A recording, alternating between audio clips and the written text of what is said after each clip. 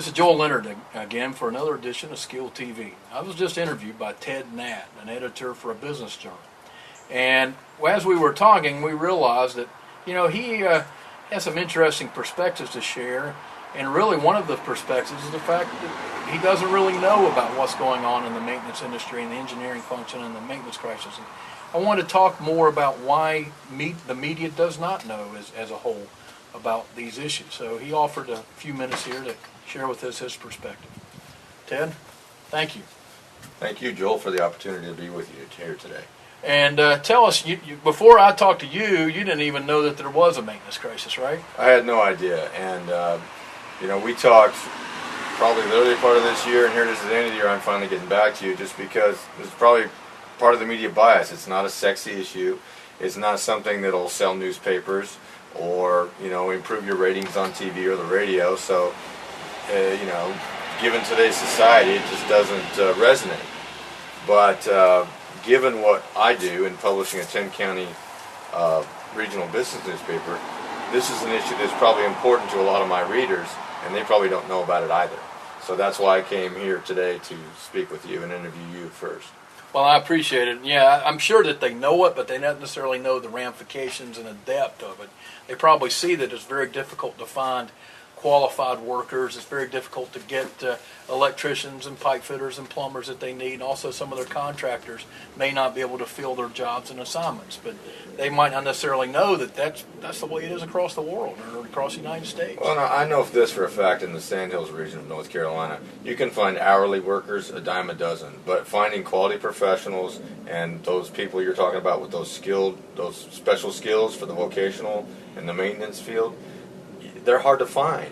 And it's not just a problem in this region of North Carolina. It's a problem across the country, as you well know. So, it's maintenance is an issue that I didn't know until today that could really significantly impact a company's bottom line, both from a cost savings standpoint and from a profitability standpoint. So it's interesting to me, and I hope it'll be interesting to my readers, because it's an important issue that's definitely under the radar right now. Well, I appreciate you bringing it up, and what we're trying to do on Skill TV is continuing to escalate it. I mean, last night there was a presidential debate, and 26 times they brought up Joe the plumber, and it was so refreshing to me to see that a plumber is finally getting some attention. And Senator McCain used that term over and over again, as you said, and but we have to change the mindset of the American public. And, Joe the plumber is not the guy in the jeans that are falling off and, the ripped up shirt coming over to fix your pipes or your toilet or whatever. As you've pointed out to me today, there's a lot of sophisticated equipment being used in the maintenance industry now. So you have to be educated beyond high school, college, who knows? Computer equipment is, you have to use your brain, and these folks that are in this field are not there because they don't lack brains. They're smart people, and they're not going to. They just need folks like me and senior level executives to realize that they are valuable contributors. Let me tell you a story about when I was getting my MBA. This has been several years ago, but a professor that I had did consulting in the summer, and he was at a company consulting for that company, and he was speaking to a janitor, and the janitor said, "I've got an idea that'll save you, this company, $20,000 a year." And the consultant said, "Well, why don't you tell anyone?" And the janitor said, "Because around here they think of me as just a janitor."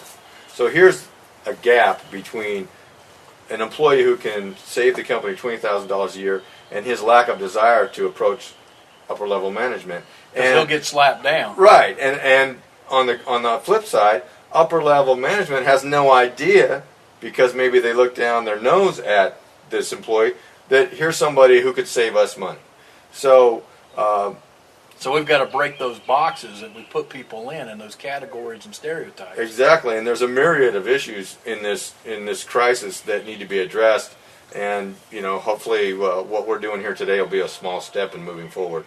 Well, I appreciate your time today, and I think it's definitely insightful. And again, if we can get 1,000 other editors and business leaders to start realizing this, I think we can make a big step forward. So hopefully we'll get a few people. Well, you got to watching start this. somewhere, Joel. Thank you. Thank you.